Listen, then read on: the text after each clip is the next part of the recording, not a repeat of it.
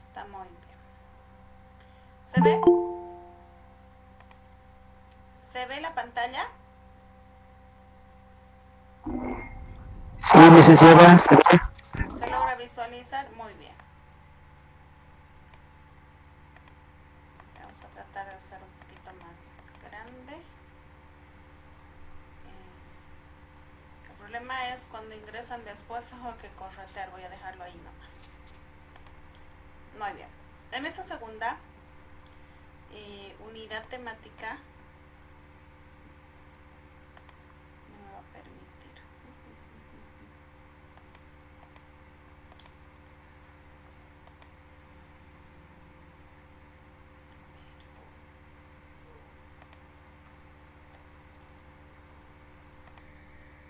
Ahora pues, ya. Muy bien. Lo que vamos a hacer en esta semana es trabajar con todo el conocimiento entre la relación de la neurociencia y la educación, ¿sí? Entonces, la educación y los aportes de las neurociencias. La educación del ser humano ha sido objeto de estudio y críticas durante toda la historia de la humanidad, ¿ya?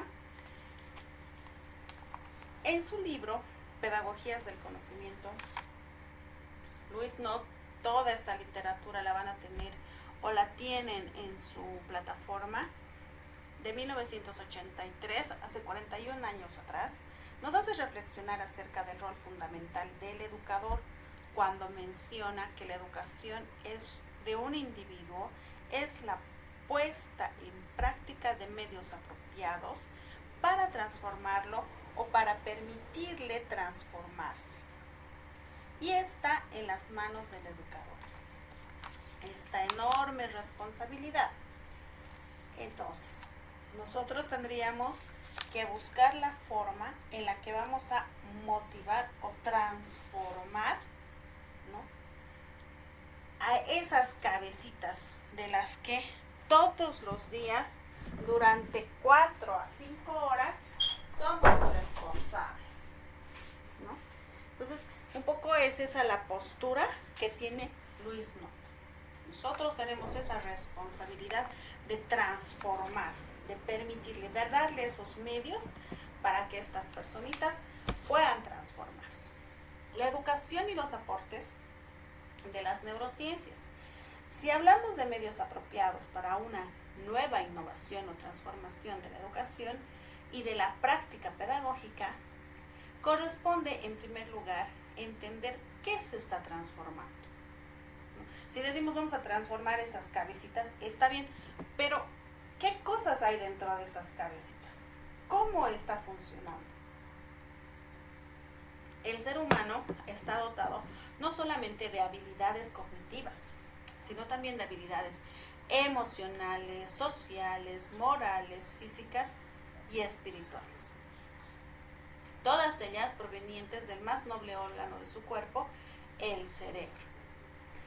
En él encontramos la respuesta para la transformación y es donde ocurrirá la transformación. Entonces, ¿nosotros qué estamos estimulando? Estamos estimulando nuestra área de trabajo, es ese cerebro, ¿sí? Entonces, en el cerebro del maestro y en el cerebro del alumno, tiene que haber esa conexión, tiene que haber esa sinapsis, ¿no? Entonces, hagamos de cuenta que cada alumnito es como si fuera una celulita y nos tenemos que conectar con ellos. De esa manera, vamos a lograr que se genere esa transformación, ¿sí? Entonces, nosotros de a poco vamos viendo que estos cerebritos tienen que tener esa estimulación, ¿sí?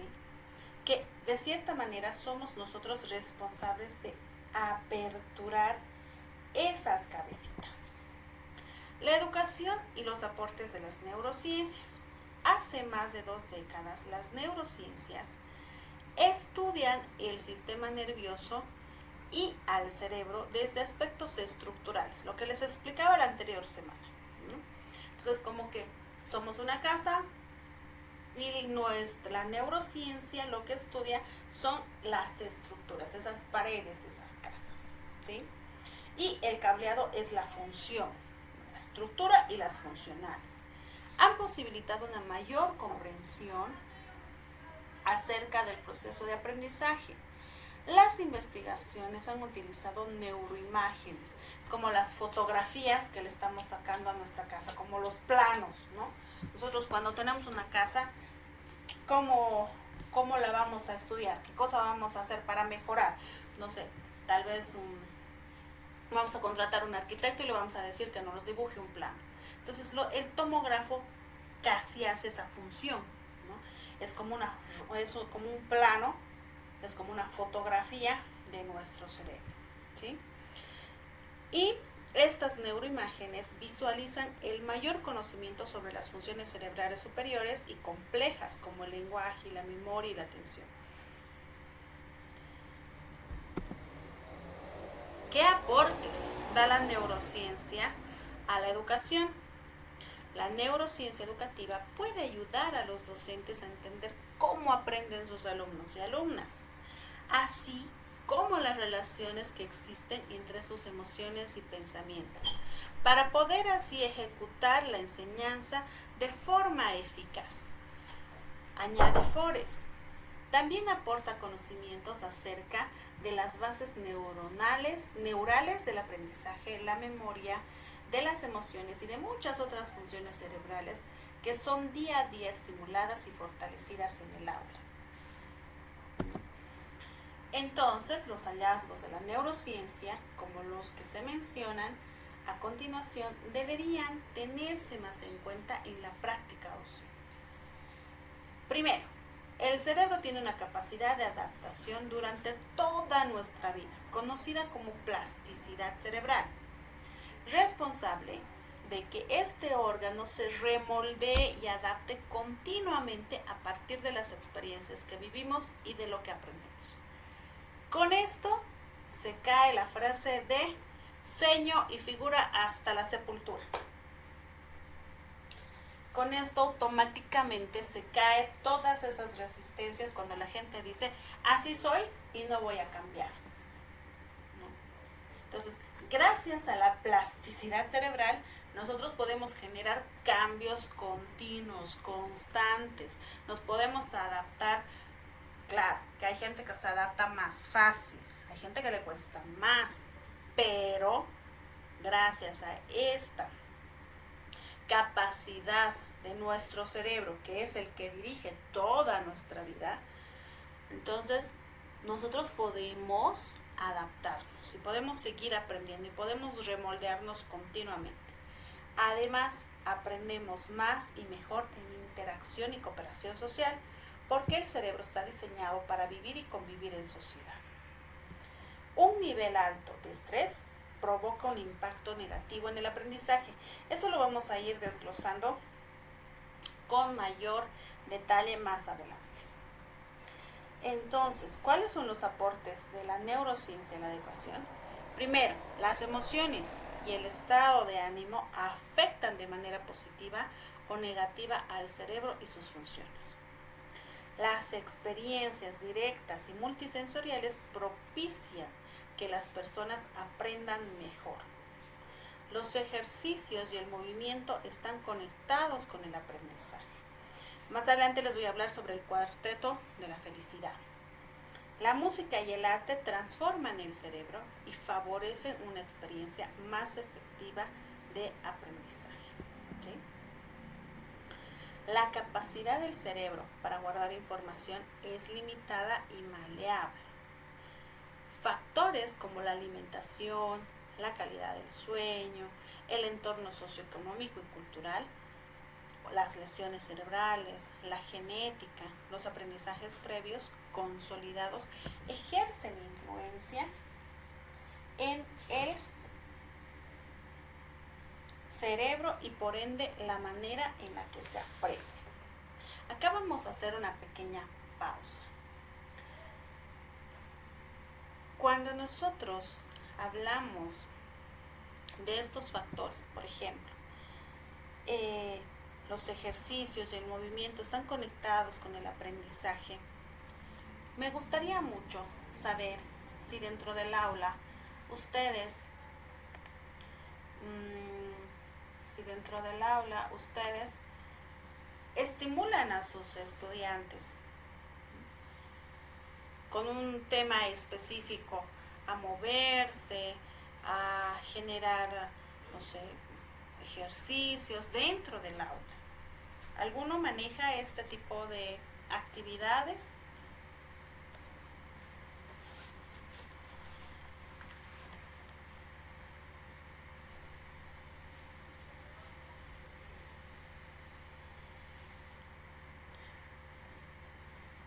¿Ninguno?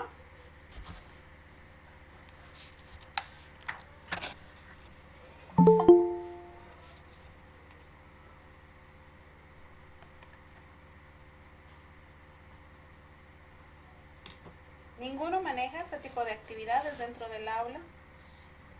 Estas son clases.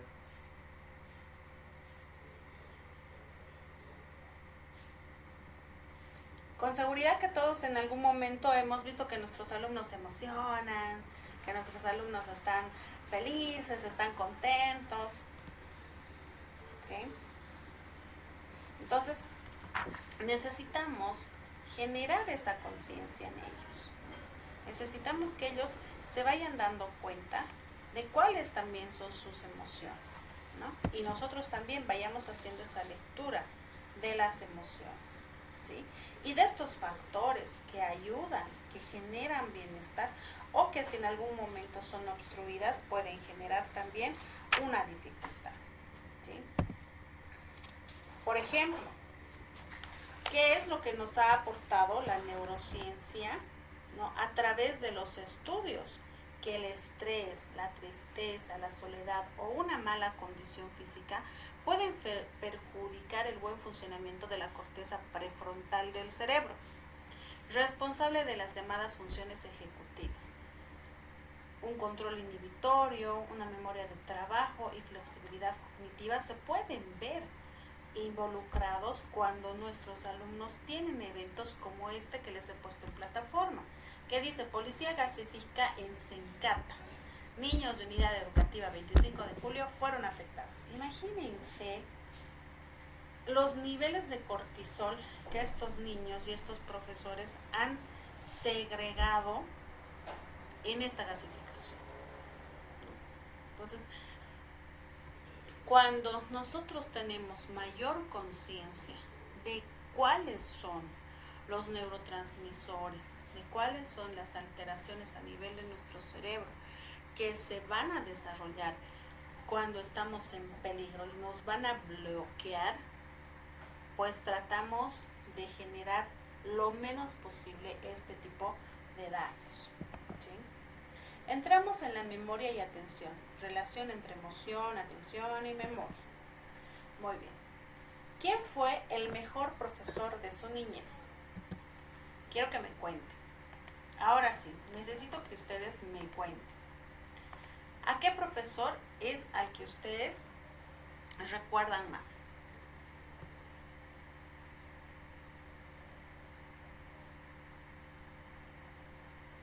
¿O qué profesor los ha inspirado? Porque necesariamente ustedes han tenido que ser inspirados por alguien para continuar la carrera de la enseñanza. Han tenido que ser inspirados por algún profesor, de una manera u otra. O de quién sabe, sus papás eran profesores. Pero participemos, por favor. ¿Quién ha sido el mejor profe de su niñez?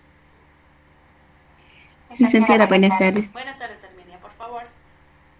Sí, pues para mí ha sido mi papá.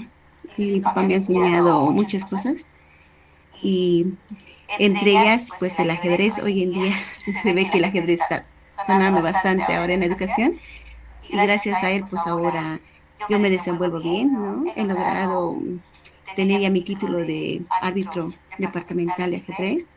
Soy profesora de ajedrez, ¿no? Y le estoy aplicando a mis estudiantes. Entonces, mi papá ha sido el que me ha motivado a todo esto y me ha inspirado a seguir con esto. Gracias, Herminia.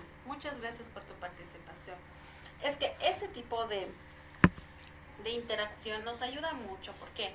Porque los tomamos como ejemplo. Cuando jugamos el ajedrez, ¿qué es lo que estamos haciendo?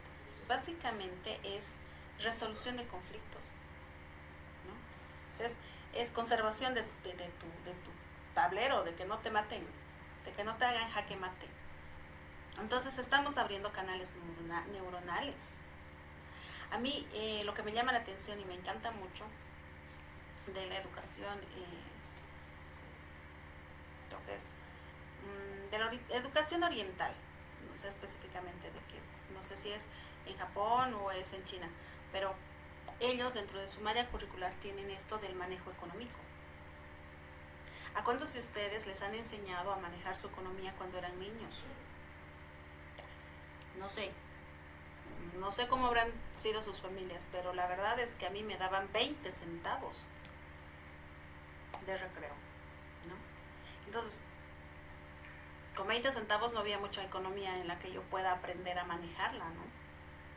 Pero si nosotros daríamos cierta cantidad de dinero a nuestros niños para que ellos puedan administrarlo, puedan manejar ese dinero, entonces sí les estamos enseñando. Claro que en este tipo de países esa currícula es pues espectacular, ¿no? Porque les enseñan todo cómo tienen que manejar, como todo lo que es la contabilidad.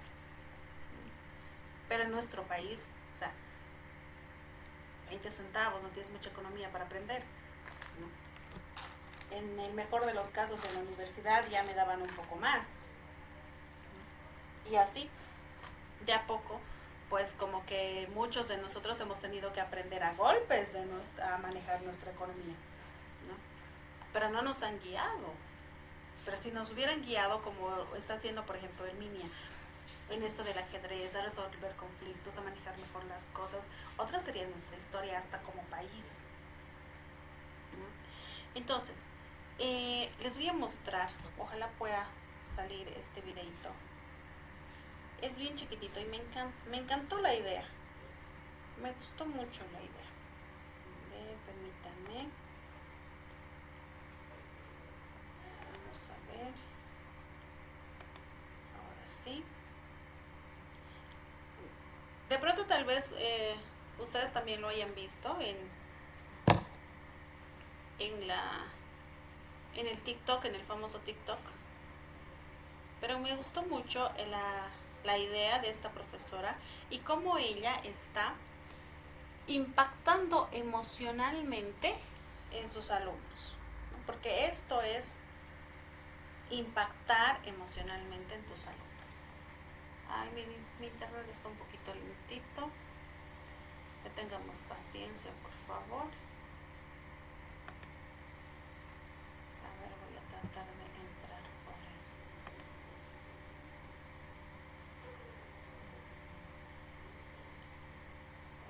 WhatsApp. Acá.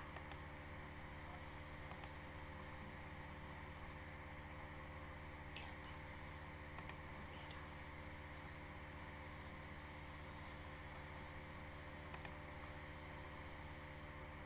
¿Qué estará haciendo la maestra que están tan callados? ¿Logran ver? No, licenciada, no se ve nada. No se ve nada.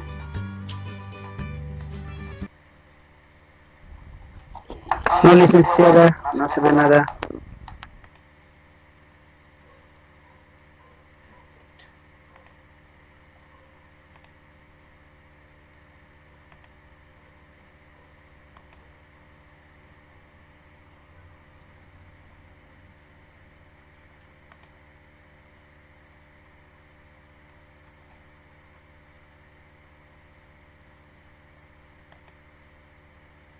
No me permiten entrar. ¿Qué me acá?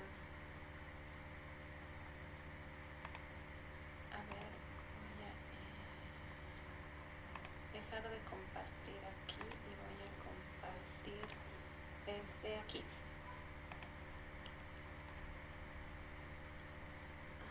A ver.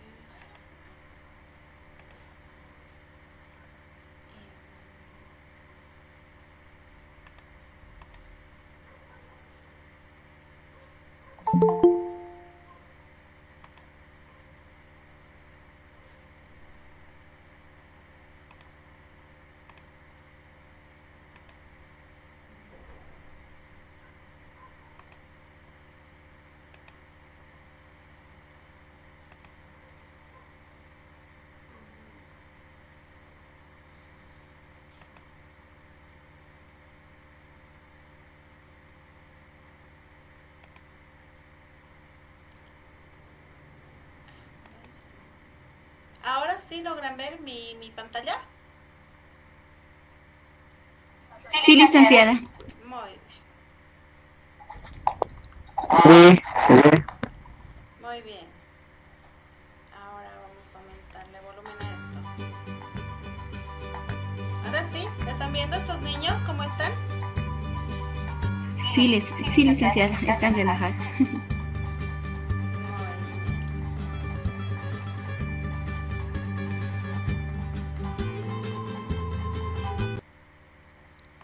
Perfecto.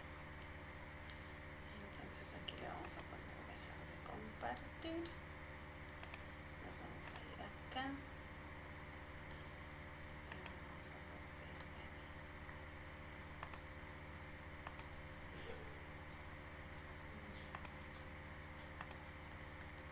Vamos a venirnos aquí. Ventana, compartir. No sé quién se está queriendo unir recién a esta hora.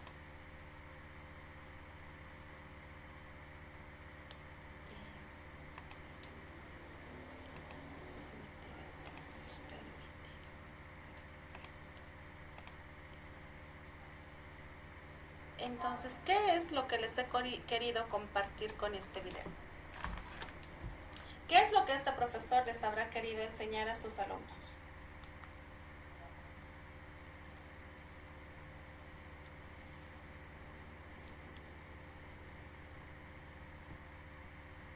¿Alguien? ¿Nadie?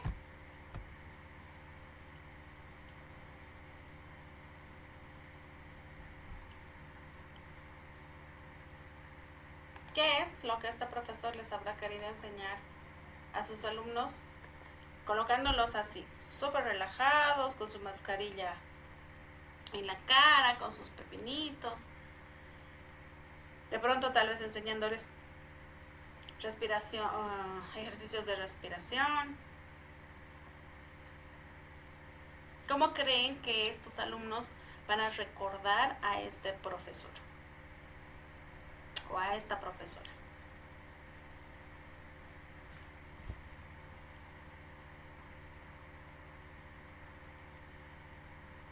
¿Dónde se guardará ese recuerdo?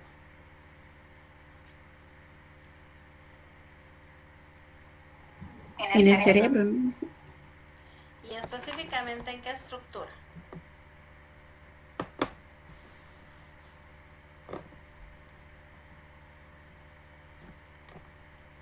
Cuando nosotros, ¿Memoria?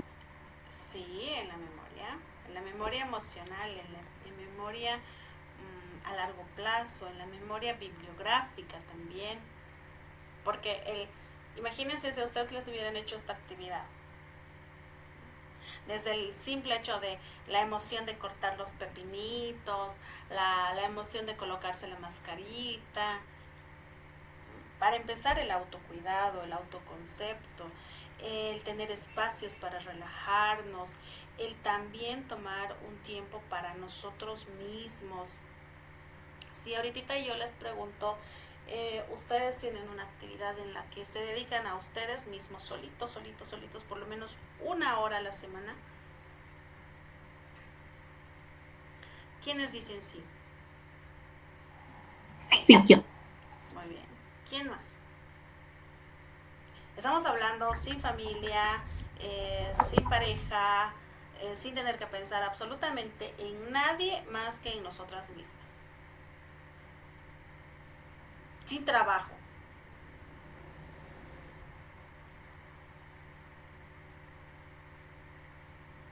Y eso nos ocurre, o sea, felicidades por los que hacen esa actividad. Pero Los que no hacen eso, como que tenemos que mirarnos a nosotros mismos y pensar, ¿por qué no me dedico tiempo para mí? ¿Por qué no me priorizo? Y esta actividad del spa es una, puede ser que en algún momento nosotros hayamos visto como algo banal, pero no. Es una de las actividades en las que tú solita te estás consintiendo a ti. Es un tiempo en el que estás contigo misma, acompañándote a ti. Y eso es lo que más se necesita ahora, tiempos o espacios donde tú generes ese nivel de conciencia contigo misma. ¿Qué es lo que tú estás haciendo? ¿Cómo estás generándote bienestar a ti? ¿Sí? Entonces, ese tipo de eventos nos ayuda mucho para que los niños generen primero, como les decía, autoconcepto, que generen ese espacio, que ellos son importantes, que necesitan relajarse. Para ellos va a ser mucho más fácil pensar en ellos mismos y eso no está mal, eso está muy bien, porque si nosotros estamos bien, vamos a dar ese bienestar. Entonces, ese concepto lo está manejando de manera implícita esta profesora, que necesitan un espacio para relajarse y estar tranquilos, para respirar, para conectar con ese silencio que muchas veces nos genera malestar. Pero estos niños están guardando esto en su memoria emocional, en su memoria también bibliográfica, y en algún momento cuando estén en caos más adelante, porque nuestra vida es como que caótica muchas veces y otras veces está súper tranquila, ellos van a tener esta herramienta de decir, pero si yo hacía esto de niña y me calmaba y estaba tranquila y estaba relajada, entonces puedo hacer lo mismo ahora. Entonces, esa clase de eventos les ayuda, les estamos enseñando herramientas para que ellos en algún momento puedan enfrentarse a situaciones difíciles. ¿Sí? Con esta desconexión. A veces necesitamos desconectarnos del mundo para volver otra vez a enfrentar. Es como que nos necesitamos reiniciar, ¿no? Y este tipo de espacios pues ayudan a reiniciarse. ¿Sí? Entramos en el análisis de los procesos cognitivos básicos, la memoria y la atención. La memoria y la atención son dos funciones cognitivas más conocidas. Por un lado, la memoria es la capacidad de codificar la información y almacenarla para posteriormente recuperarla, ¿no es cierto?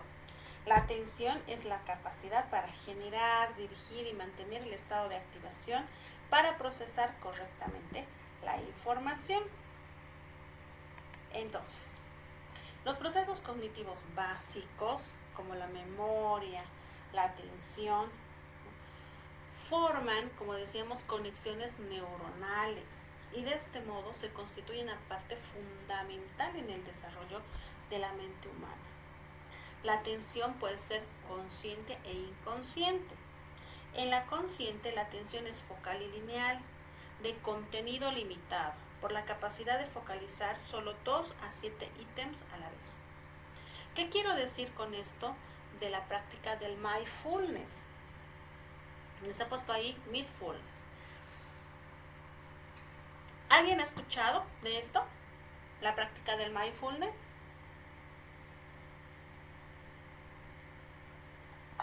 No, licenciada. ¿No? ¿Nunca? Son prácticas de respiración. ¿Ya? ¿Alguien más? Creo que es una estrategia y procesos de concentración para despejar la mente y facilitar el aprendizaje. Ya, muy bien. El mindfulness básicamente es la atención plena. Atención plena en el aquí y en el ahora. ¿Sí? Entonces, sí están en base a ejercicios de respiración, a ejercicios de focalizar tu atención. Por ejemplo, hay gente que le cuesta mucho meditar, pero sin embargo en nuestra cultura hay gente que si tú le pones ejercicios de respiración o si tú le dices concéntrate en tu respiración, a veces les genera más ansiedad o no pueden concentrarse en su respiración, o les parece muy, muy banal, digamos. Pero hay gente en nuestra cultura que les es más fácil tejer. Y es como que entras en meditación y en relajación porque estás concentrada en el aquí y en el ahora. Entonces nosotros tenemos que ayudar a nuestros pacientes, a nuestros estudiantes a que puedan concentrarse en el aquí y en el ahora, que hagan esa respiración o que simplemente se concentren en un objeto, en una cosita, que miren, que atiendan una sola cosita chiquitita, lo que más les llame la atención del ambiente en el que están, y que hablen y que aprendan a concentrar su atención en ese elemento, ¿sí? Entonces, cuando estamos abrumados, cuando estamos muy angustiados, si nosotros hacemos esta técnica del mindfulness, focalizamos nuestra atención no en lo que está ocurriendo a nuestro alrededor, sino en un solo elemento que está fuera de nosotros, o simplemente, como dicen, ¿no? Mindfulness, atención plena, y tu atención plena solo en tu respiración. Si solo focalizas en tu atención en la respiración, lo que está a tu alrededor prácticamente se cae, desaparece, ¿sí? Hay un neurólogo, neurocirujano español, Mario Puigit. Él habla mucho de esto del mindfulness, y me encantó el otro día que decía, nosotros no podemos pelear con esos pensamientos incómodos, con esos pensamientos disruptivos, esos pensamientos que nos generan malestar. No los tenemos que confrontar muchas veces o analizar, ¿no? Lo que podemos hacer con nuestra atención es simplemente aceptar que están ahí. Y él explicaba, es como una visita. Cuando tú tienes una visita desagradable, no le puedes cerrar la puerta. Lo que tienes que hacer es ser lo más educada emocionalmente posible, hacerle pasar, pero no darle la atención plena, sino simplemente darle la atención que necesita en ese momento, y bloqueas, ¿no? Entonces, a medida que va a pasar el tiempo, esta visita se va a ir.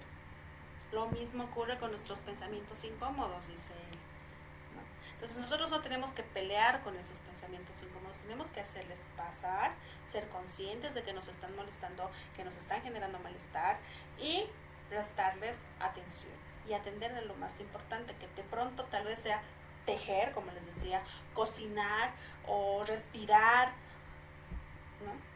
O disfrutar en ese momento una comida. Entonces, es muy interesante esto de la técnica del mindfulness.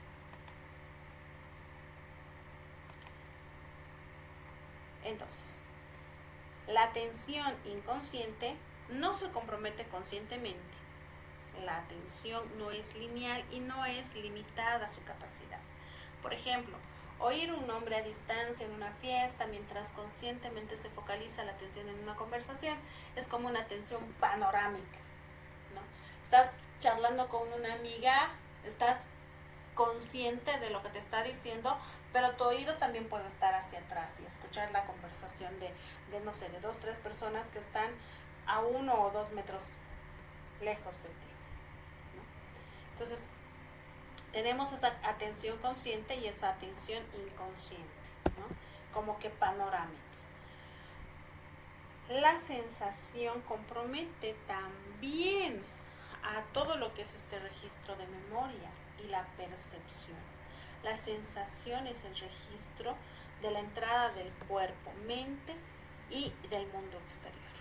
Las sensaciones se transforman en percepciones utilizando procesos que generalizan y agrupan experiencias previas, permitiendo la filtración de las sensaciones entrantes en categorías perceptivas. Por ejemplo, el dolor abdominal, ¿no? Es una sensación. Darse cuenta de que el dolor de estómago significa que uno está nervioso es una percepción. Si yo les preguntaría, cuando ustedes se estresan, ¿cómo responde su cuerpo? ¿Qué me dirían?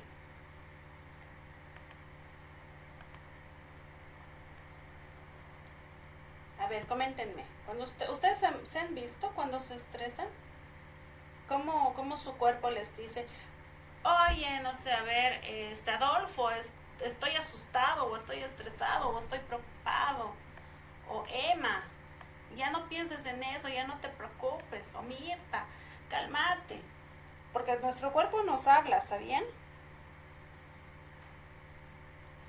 ¿Cómo es que su cuerpo les habla cuando están ustedes estresados?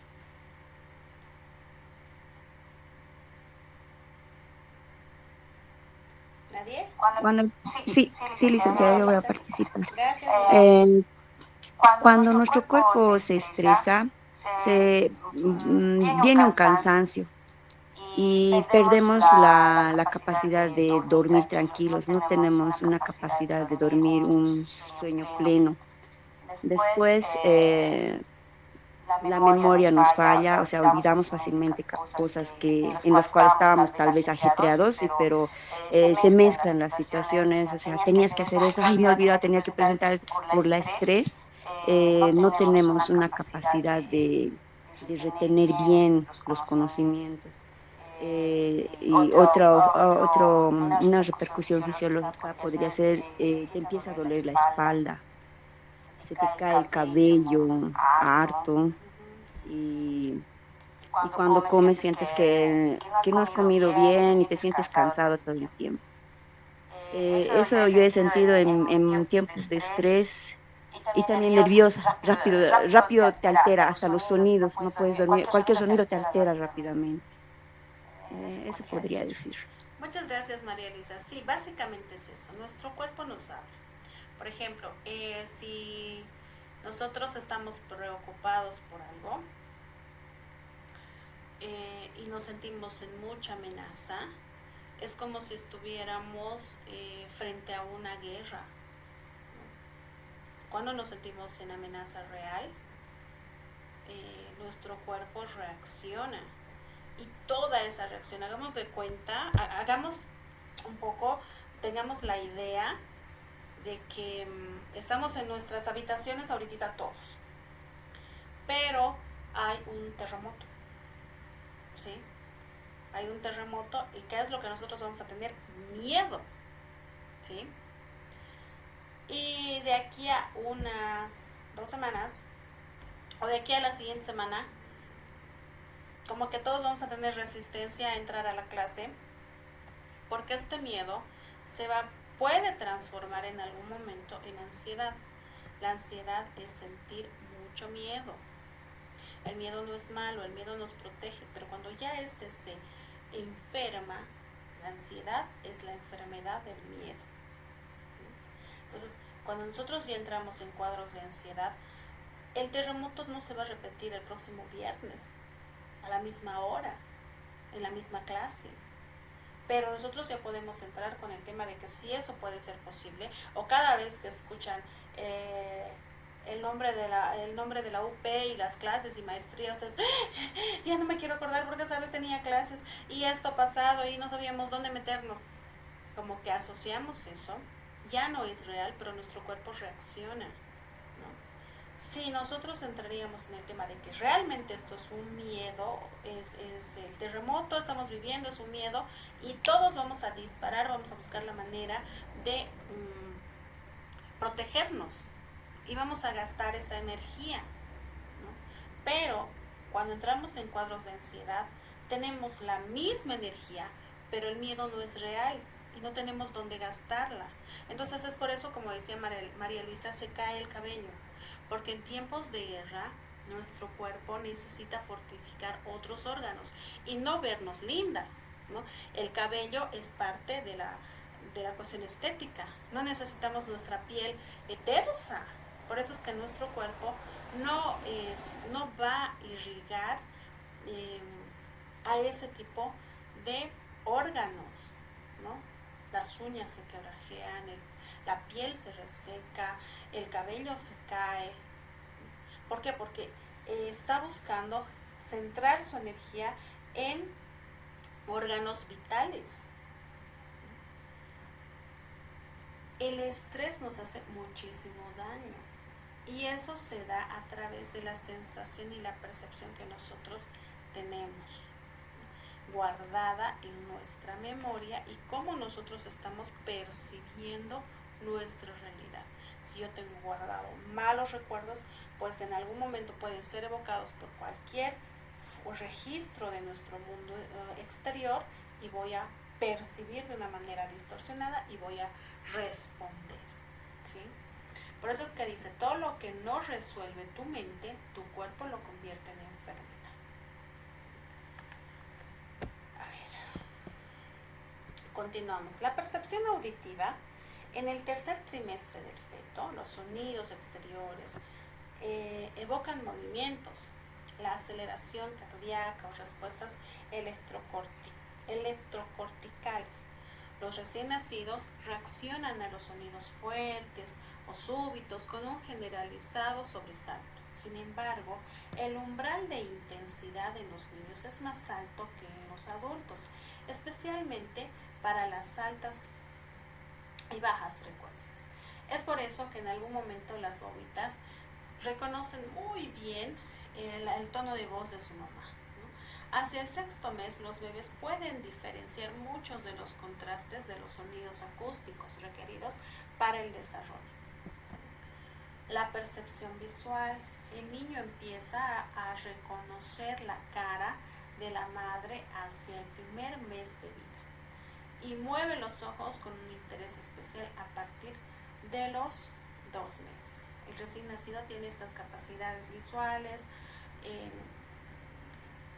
no logra los niveles de adultos hasta los 6 meses. Aquí podemos ver en este cuadrito cómo se va agudizando la vista de los niños, de los recién nacidos, y van pues discriminando el color, la forma. Ahora, también entramos en el estudio de lo que es la relación entre emoción, atención y memoria, como les decía. La emoción ha sido considerada por separado de la cognición. Primer aspecto. La emoción combina los diferentes elementos de la cognición. Sin embargo, es un estado de la mente que conecta las sensaciones, la percepción, la atención, la memoria, el razonamiento y autorreflexión. En un primer momento no se consideraba que estaban fusionadas, pero a través del tiempo hemos ido viendo de que sí tiene mucha relación. La emoción es a la vez regulada y reguladora, y esto ayuda, colabora, contribuye al proceso de aprendizaje. Entonces, la atención, como decíamos, es un aspecto fundamental del proceso cognitivo que tiene implicaciones significativas. Para que nosotros podamos tener un buen nivel atencional, necesitamos desarrollar todos estos aspectos como la audición, la visión, ¿no? Para poder focalizar todos nuestros órganos y poder guardar gracias a estos órganos, pues información significativa en nuestra memoria a largo plazo, ¿sí? La memoria permite a la mente influenciarse a través de la experiencia. Quiero mostrarles esto, pero creo que no voy a poder. Continuaremos aquí nomás, si no se me va a colgar. Entonces, la memoria permite a la mente influenciarse a través de la experiencia. La memoria implícita opera a temprana edad, no requiere atención focal para codificar, y cuando recuerda no comunica la sensación subjetiva de querer recordar. La memoria implícita abarca emociones y comportamientos, percepciones, y posiblemente es la memoria somática. Pero como decíamos, el cuerpo tiene memoria. El cuerpo guarda esto, ¿sí? Como les explicaba la anterior vez, cómo nos tocan de niños. Si nos han tocado bonito, entonces nosotros vamos a poder fácilmente expresar y no nos vamos a expresar abrazos, la cercanía no nos va a generar incomodidad. Pero si ha habido eventos en los que a nosotros nos han generado resistencia, nuestra memoria somática va a rechazar automáticamente el contacto físico de cualquier persona, ¿sí?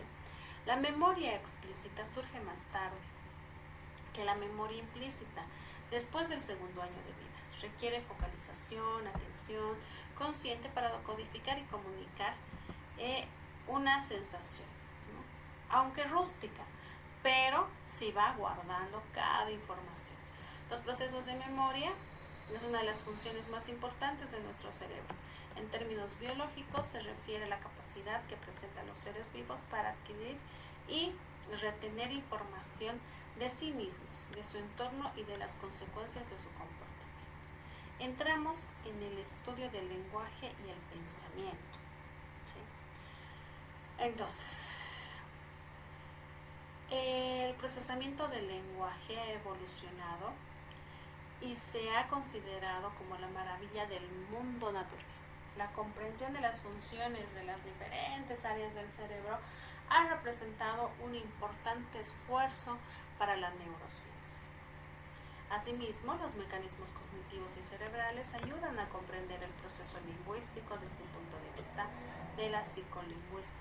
La comprensión de la producción lingüística consiste en un acto carente de fases intermedias, debido a que los pasos que conducen son de una velocidad elevada que resulta imposible percibir. La comprensión precede a la producción del desarrollo del lenguaje. El proceso normal de adquisición del lenguaje en los niños pueden comprender frases que no son capaces de producir. En algún momento se llamaban para nosotros neologismos, ¿no? Entonces, no son palabras completas. Sin embargo, nosotros tenemos que entrar en un proceso de comprensión que llevan un importante adelanto sobre la producción lingüística, por lo que el niño puede comprender, entender conceptos, ideas, procesos del pensamiento sin tener el habla propia. Es como que cuando nosotros estamos aprendiendo un idioma, ¿no ve? Alguno tal vez les ha pasado y decimos, no entiendo, no hablo quechua, pero entiendo bien, digamos, ¿no? Entonces es un poco eso lo que nos ocurre, ¿no? El pensamiento. La neurociencia del pensamiento proporciona una visión profunda de cómo el proceso, de cómo el cerebro procesa y organiza la información para llevar a cabo las funciones cognitivas complejas. Entender las bases neurales del pensamiento, los procesos cognitivos implicados y el impacto del entorno en el desarrollo cerebral tiene importantes implicaciones para la educación, la salud mental y la rehabilitación, ¿no? Entonces, nosotros vamos viendo cómo se han ido organizando nuestros pensamientos a través y gracias al constructo de nuestro lenguaje, ¿no? El pensamiento y la representación y el pensamiento formal según Piaget. La teoría de Piaget, el pensamiento representacional y el pensamiento formal representan diferentes niveles de desarrollo cognitivo. Imagino que ustedes a lo largo de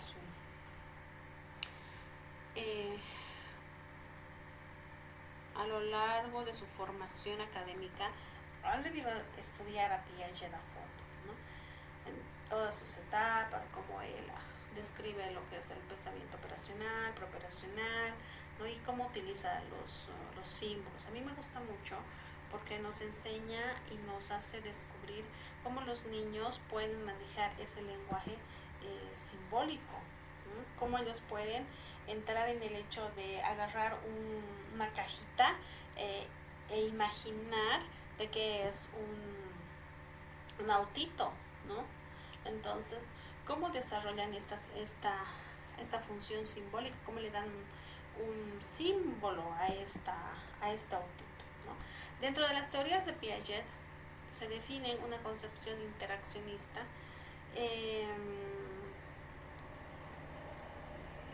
cognitiva, que sostiene que la adquisición del lenguaje depende de la progresión cognitiva general. Entonces él dice, tiene que haber una maduración, ¿no? El niño tiene que sentirse tiene que haber una maduración en el niño para que él pueda desarrollar un lenguaje. Esta tendencia se opone al planteamiento conductista, ¿no?, que considera que la habilidad lingüística se desarrolla gracias al aprendizaje por la imitación, la enseñanza y el reforzamiento, en lugar de una simple maduración, ¿no? Ellos dicen que hay una formación. Esa concepción no toma en cuenta factores como el contexto, la interacción y el significado. También se opone a la percepción innatista de Chomsky, según la cual cada individuo posee unas estructuras innatas que potencialmente contienen el lenguaje. Esta dotación genética se denomina mecanismo de adquisición del lenguaje, que se activaría con los datos verbales del habla adulta, ¿no? Son diferentes percepciones. Vamos a entrar a la de Vygotsky. Sin embargo, el planteamiento interaccionista ha tenido otra vertiente, el interaccionismo social, que sostiene que el desarrollo del lenguaje depende de la adquisición de reglas y que el niño abstrae e interioriza el entorno social donde crece. Esta vertiente, cuyo principal representante es Vygotsky, introduce una diferencia en cuanto a las relaciones del pensamiento y el lenguaje, tal como Piaget las concibe, y asimismo para Piaget primero va desarrollándose la capacidad cognitiva antes de surgir la habilidad lingüística. Para Vygotsky, las funciones de pensamiento y lenguaje y el razonamiento se desarrollan y cambian debido a su interacción y interrelación y a los flujos contextuales y culturales. Entonces es interesante darnos cuenta, ¿no? El punto es de que vamos desarrollando nuestras partes cognitivas y nuestro lenguaje. El aprendizaje es un proceso inherente, humano, que va más allá de la mera acumulación de datos y hechos. En su esencia, el aprendizaje está entrelazado con nuestras emociones. Por eso les decía, qué interesante hubiera sido que a todos nos hubieran puesto recostados en nuestras sillas cuando teníamos entre nuestros 10 a 11 años y darnos ese espacio chiquitito, ¿no?, en el que pensemos en nosotros mismos y estemos ahí con nuestros pepinos en nuestros ojitos. Cada nueva experiencia de aprendizaje puede desencadenar una gama de emociones, desde la curiosidad, el asombro, hasta la frustración y el desafío. Estas emociones no solo actúan como compañeras inseparables en nuestro viaje educativo, sino que también moldean profundamente la calidad y la eficacia de dicho viaje.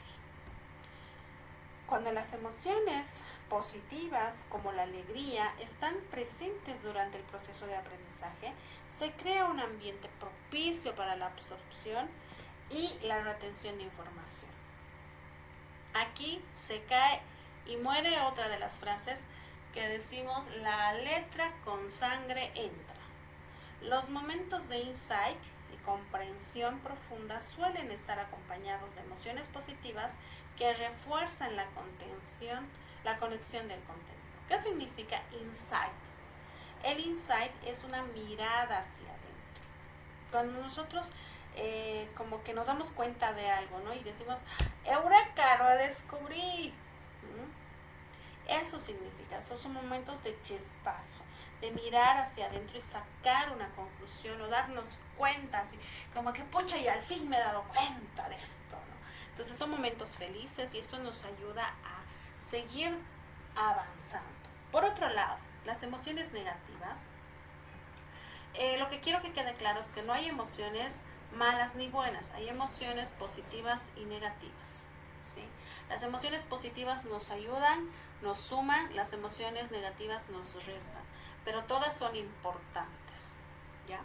Por otro lado, las emociones negativas como el miedo y la frustración pueden actuar como obstáculos en el proceso de la motivación. Comprender cómo estas emociones influyen en el aprendizaje es esencial para desarrollar estrategias pedagógicas efectivas y promover un entorno de aprendizaje enriquecedor. Acá les he puesto en honor a la pregunta que me hacía en la anterior clase, acá se encuentra la amígdala, ¿sí? Esta es la amígdala, no la que está aquí. Entonces, cuando nosotros nos sentimos en amenaza o estamos con emociones negativas, esta amígdala es como una alarma. Es un sistema de alarma, como dice Goleman en su libro Inteligencia Emocional. Es nuestro sistema de alarma que se enciende y dispara esta información de peligro a nuestra corteza prefrontal y todo nuestro cuerpo pues reacciona. ¿Sí? Me gusta mucho compartir esto. La felicidad no es lo que nos pasa, sino la interpretación de lo que nos pasa. Va a depender mucho de cómo nosotros estamos focalizando nuestras emociones positivas, ¿sí? La actitud, yo decido cómo quiero que esto me altere. La diferencia entre mi mejor y mi versión la defino yo, qué es lo que estoy haciendo, ¿no? Hablamos de un sistema reticular ascendente que está muy comprometido en este proceso de la atención. Por ejemplo, si hay dentro de la sala personas que tal vez en algún momento se han fracturado el brazo, pues su sistema reticular ascendente les va a mostrar a gente que está viviendo el mismo dolor que ellas, ¿no? Y muchas veces por estar concentradas en el dolor nos olvidamos de las cosas buenas, las cosas que nos pueden pasar. Este es un pequeño resumen y recorte de un libro que se llama Cómo hacer que me pasen cosas buenas, de una psiquiatra, es española, esta señora se llama Marian Rojas Estapé. Entonces, muchas de las cosas que están acá en esta pequeña diapositiva son ideas de ella, ¿no? Muchas veces estamos distraídos, dice ella, y recibimos mucha información y no siempre estoy al pendiente de las cosas buenas que me pasan, ¿no? ¿Por qué? Porque estoy distraída en esos pensamientos negativos, en esas ideas negativas y concentradas en cosas que me generan malestar, que me restan bienestar. Y ella decía al azar que el 94.1% de las cosas negativas que pensamos en realidad no nos pasan, pero nosotros estamos distraídos y le damos mucha importancia, ¿no? Y ella también explica que las personas que no les pasan cosas buenas es porque no saben qué es lo que quieren y viven en modo automático. Es empezar a analizar por qué nos levantamos, dice ella, ¿no? Hay una película, como siempre yo con mis películas infantiles, ya que son maestros de primaria, es esta Soul.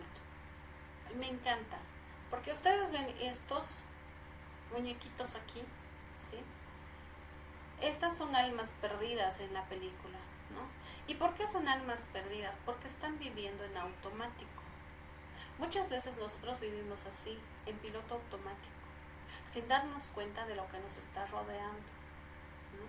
Sin darnos cuenta de que tenemos un montón de información y cosas importantes a nuestro alrededor y dentro de nosotros, pero no los estamos perdiendo. ¿Por qué? Porque estamos focalizando nuestra atención en una sola cosa negativa. Les recomiendo que la vean y puedan analizar.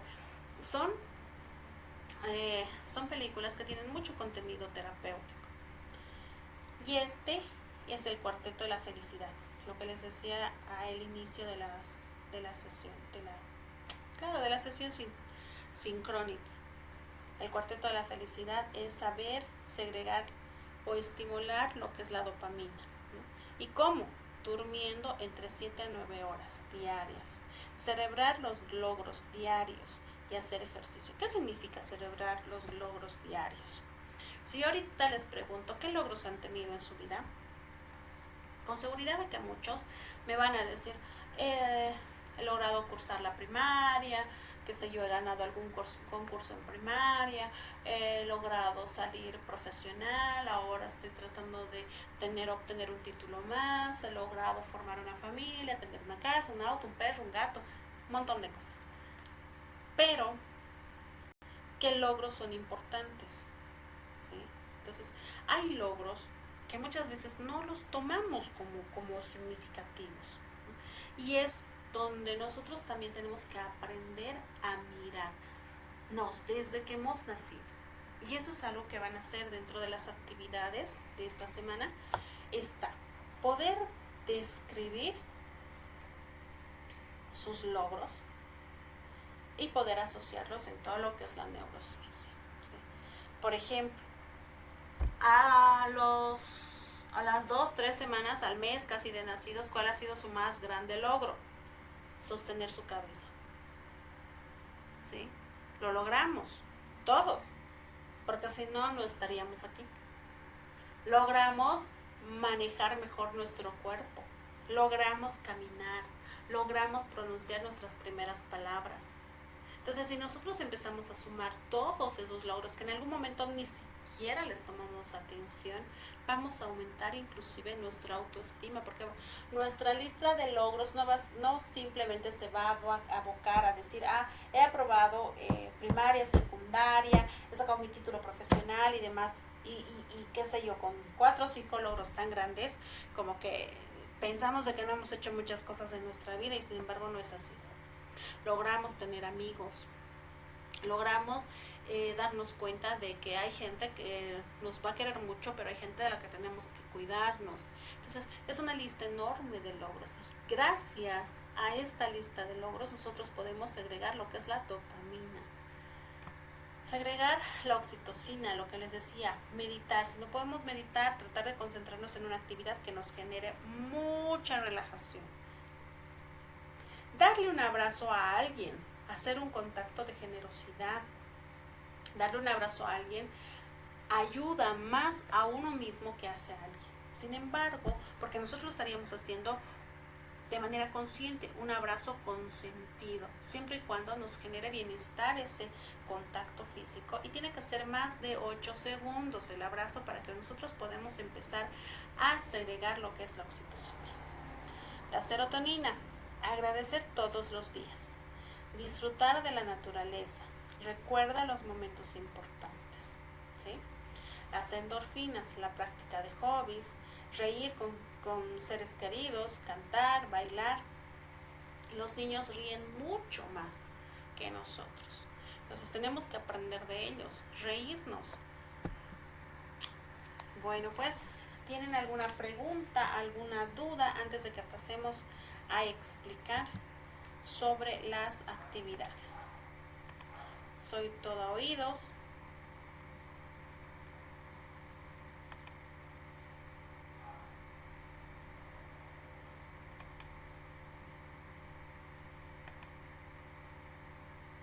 ¿Tienen alguna duda, alguna pregunta?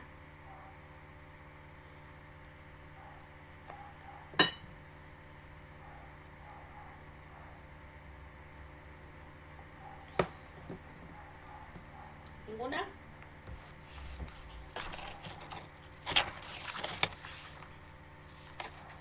Pasaremos a explicar entonces las actividades que tienen que hacer para esta semana. Las actividades que tienen que hacer para esta semana son 2. Y a mi criterio son bien sencillitas y son bien bonitas. La primera actividad que se ha propuesto es elaborar un cuadro comparativo sobre la actividad neuronal a lo largo de sus vidas desde la fecundación hasta la vejez. ¿Sí? El trabajo debe presentar reflexión propia del participante. Toda referencia bibliográfica debe ser debidamente citada.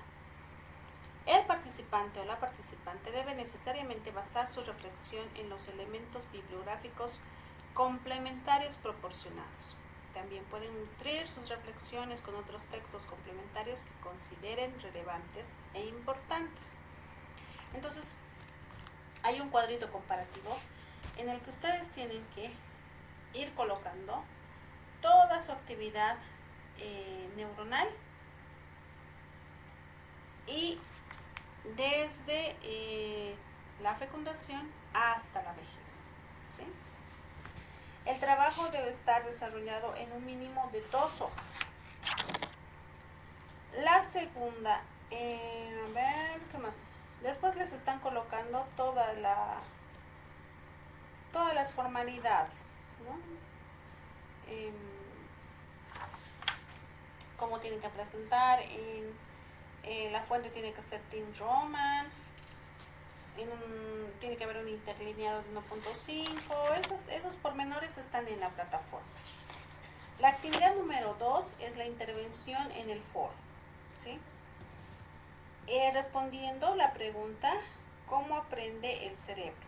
Se deben desarrollar criterios analíticos y reflexivos en base a sustentos teóricos. También les están colgando un video y eso sería todo.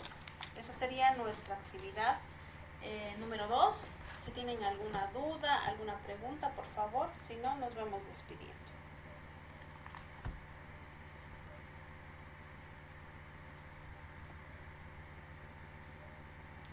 ¿Ninguna? Licenciada, en la primera actividad que dice hacer un cuadro comparativo de nuestra bibliografía, ¿cómo ha dicho? Perdón. Elabore un cuadro comparativo sobre la actividad neuronal a lo largo de sus vidas desde la fecundación hasta la vejez. Ya, y ahí dice con respaldos bibliográficos. Sí. Los que nosotros podamos citar, los que investiguemos, ¿puede ser? Sí, por supuesto que sí. Ya. En la segunda actividad igual, los que nosotros también investiguemos, teorías que se hayan, que presenten, ¿sí? Sí. Hay un libro bien bonito que es Neuroeducación en el aula. Esta es la portada, ¿sí? Que les puede ayudar mucho, es de Jesús Guillén. Voy a buscar. ¿Sí? Perdón, Liz. Sí, Dani. La literatura que mencionó está está como parte de la lectura complementaria. No lo encuentro. El libro. Este libro no. Solamente les estoy mencionando si alguno tiene algún interés de leer Neuroeducación en el aula, de Jesús Guillén. Después, Sí, me refiero para poder tocar la parte del neurona, entonces como habla del desarrollo, pero en la parte de lo que es la bibliografía complementaria no sé si hay una literatura relacionada a eso. sí, No, él es registrado, pero no. recursos y herramientas. Acá, por ejemplo, hay un libro de neuropsicología de la construcción de la función ejecutiva de Salamanca, 2018. Habla de la literatura de neuropsicología y construcción, después los 10 principios de neuroeducación y les pasa un link. Habla de Barley, igual de 2018. Son libritos que les están citando, literatura que les está citando, fuera del texto académico.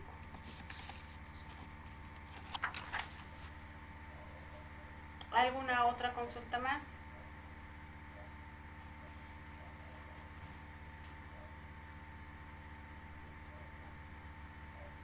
¿Ninguna más? Dice una consultita. Esta interacción en el foro, necesito un poquito que me aclare, Lice, por favor. Tienen que ver el video.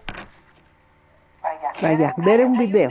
El video está colgado en la plataforma. Está colgado en la plataforma. También cuando ustedes abran lo que son las actividades de la semana, automáticamente se va a marcar para que puedan entrar al link. Ya, gracias, Liz. Eso, y en base a ese video, ustedes tienen que hacer un análisis crítico y reflexivo de cómo aprende el cerebro. Gracias, Liz. Listo. Licenciada, otra consulta. En el foro, por ejemplo, en la anterior actividad de la anterior semana, ayer he subido mi comparación y después dice que teníamos que hacer un comentario de algún compañero, ¿verdad? Yo he subido a las 9:30, algo así, mi comparación de neuroeducación y neurociencia. Y luego quise comentar y era 9:40, ya no podía comentar, se ha cerrado no puedes ya subir nada, me decía. ¿Se cierra antes? ¿A qué hora se cierra? Yo creí que se iba a cerrar a las 11 o 11:30 por lo menos. Y no podía, 9:40 era y no podía yo ya comentar. A veces cuando ya mandamos un solo comentario, se bloquea. A veces les permite mandar hasta 2, 3, no hay problema. Es cómo se maneje el sistema, ¿no? Generalmente el sistema se cierra a las 12 de la noche. Qué raro, porque ayer era 9:40 y yo quería comentar sobre algo que ha dicho algún compañero, porque teníamos que hacer un comentario respecto a su punto de vista, pero no podía. Sí he logrado subir, pero no podía comentar.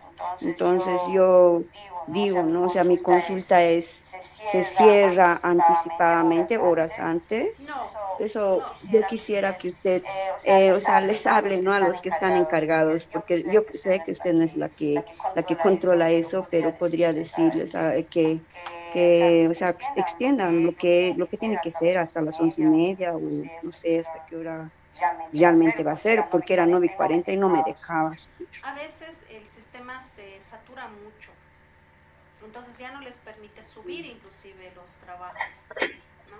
A veces es como que es muy pesado todo lo que están subiendo, entonces satura.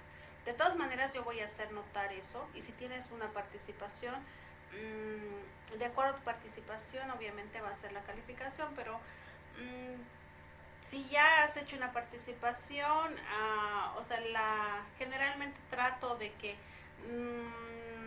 tengan pues la calificación correspondiente, ¿no?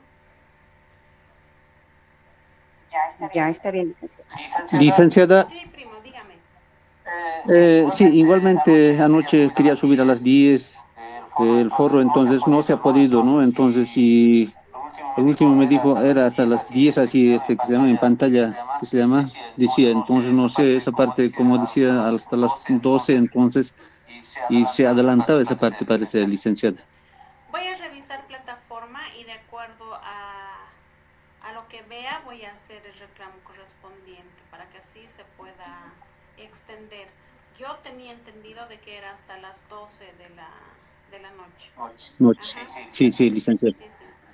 Por favor, licenciada, y no he podido subir, licenciada, y eso es mi reclamo, licenciada. Ya voy a hacer el reclamo, no se preocupen, para que así les puedan extender el tiempo que se ha estipulado. Gracias, licenciada.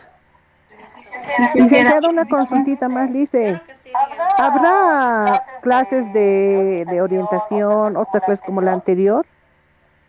Sí, el lunes les voy a pasar ¿Qué? el link para que ustedes Ya, Lice. puedan consultar. No se preocupen. Ya, Lice, el anterior no pude entrar porque no me dio la hora. Como le digo, trabajo por la tarde y un poquito se me fue difícil. Y cuando quise entrar ya había pasado la reunión, la clase. Voy a Va a procurar de que disculpar, sean pero yo creo. entre las 5:30 y 6:30 para que así puedan tener ese espacio de ingreso. Bueno, Lice, igual voy a ingresar. Ya está bien, gracias, Lice. Licenciada, un favor, tal vez nos podría compartir, por favor, las diapositivas de hoy día de esta clase.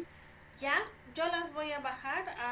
Creo que no las tengo completas en el WhatsApp, pero de aquí de la compu se los voy a pasar.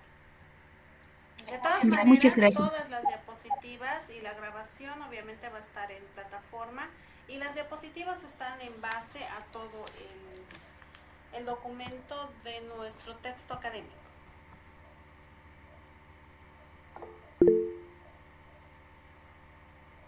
Listo, pues si no hay ninguna consulta más, nos estaríamos viendo el lunes. Ruth, dime, Ruth. Licenciada, buenas noches. Tenía una consulta respecto a lo que es la asistencia. En plataforma hay un apartado que dice control de asistencias. No sé si ahí vamos a marcar en algún momento o no, o está llamando asistencia, porque hoy día también he llegado un poquito tarde, Estoy de 15 llamando minutos estaba. asistencia al inicio de la clase.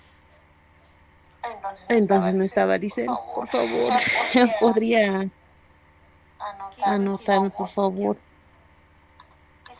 Dice de licenciada, la misma forma el mío, porque yo, por ejemplo, como le digo, yo salgo como a las 6, turno tarde, ahora estoy con el horario tal vez de invierno, pero aún así se me dificulta, dice, ahora estaba en el camino de trayecto, como que no estaba bien y apenas me pude conectar y entré, y yo no sé si la asistencia también me podría tomar en cuenta, Liz. Sí, sí, no hay ningún problema. Por favor, los que no han estado al inicio me van diciendo. yo también, María Luisa, María Luisa Mamani Centeno, he ingresado un poco tarde, licenciada, va a disculpar, pero he estado, Un ¿ya? minutito, voy a Por llamar a los favor. que licenciada tengo. No, María Luisa Quispe Mendoza. voy a llamar a los que tengo con falta, ¿sí? Ya. Ya, Huanca Huaycho Johnny,